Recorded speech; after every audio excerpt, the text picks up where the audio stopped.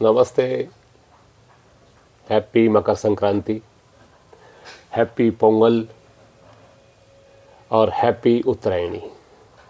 भाई सभी मेरे उत्तराखंड भाइयों के लिए उत्तरायणी की हार्दिक शुभकामनाएं।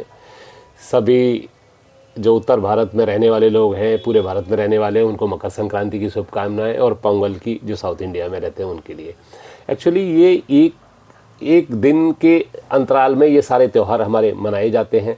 साउथ इंडिया में इसे पोंगल कहते हैं और उत्तराखंड या पहाड़ी एरियाओं में इसे उत्तरायणी बोलते हैं, और जो नॉर्थ इंडिया है या जो मध्य भारत है उसमें इसको मकर संक्रांति के नाम से जाना जाता है। एक दिन पहले लोहड़ी हो जाती है, वो भी वही, ये एक्चुअली नवान्न, जो नए अन्न का स्वागत करने का दिन है। और इसमें क्या होता है कि हम नई फसल कटाई का किसानों के लिए जो सर्वोत्तम दिन कह सकते हैं कि जो नई फसल का आगमन होता है, और सब इसके दिन जो, क्योंकि समृद्धि जो किसान की जुड़ी है वो इसी मतलब फसल से ही जुड़ी होती है। तो जब नई फसल आती है तो उनके खुशी होने का, झूमने का दिन होता है। पंजाब में इसको लोहड़ी कह देते हैं, साउथ इंडिया में पोंगल, और उत्तर भारत या मध्य भारत में इसको मकर संक्रांति बोलते हैं। इसी तरह उत्तराखंड में उत्तरायणी बोलते हैं। उत्तरायणी यानी उत्तरायण दिशा है, जो उत्तरायण है, इसको विशेष शुभ माना जाता है। कहते हैं कि इस दिन किसी व्यक्ति ने अपने प्राण त्याग किए हैं तो उसे मोक्ष की प्राप्ति होती है। पितामह भीष्म ने इसी दिन को चुना था, इसका इतना खास महत्व है। और इस दिन जो गंगा का स्नान है या मतलब जो भी स्नान है, इस दिन कहते हैं कि बहुत शुभ माना जाता है। इसे मोक्षदायिनी, पाप नाशिनी दिन माना जाता है कि इस दिन सूर्य उत्तरायण होना शुरू हो जाते हैं, यानी दिन लंबा होना शुरू हो जाता है और रातें छोटी।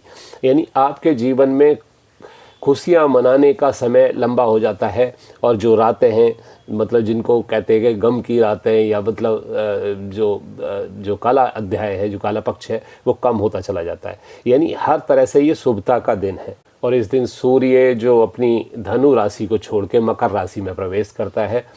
हमारे पूर्वज थे, हमारे ऋषि मुनि थे, उन्होंने इसका एक महत्व इस तरह से बना दिया कि इस दिन क्या करते हैं, तिल और गुड़ के साथ इसका सेलिब्रेशन करते हैं। ये हमारे शरीर को पुष्ट करते हैं।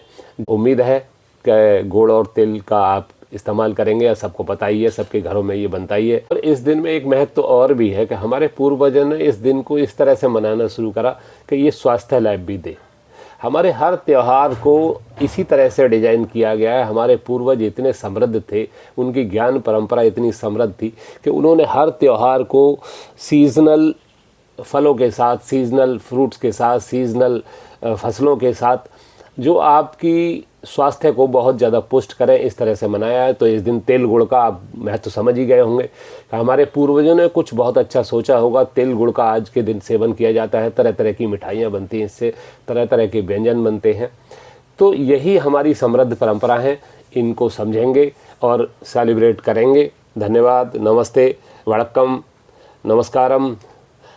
और सभी भाइयों को, सभी उत्तराखंड वासियों को, सभी मध्य भारत, उत्तर भारत वालों को, सभी भारतवर्ष को, सभी दक्षिण भारतीयों को, सभी को नमस्कार, धन्यवाद।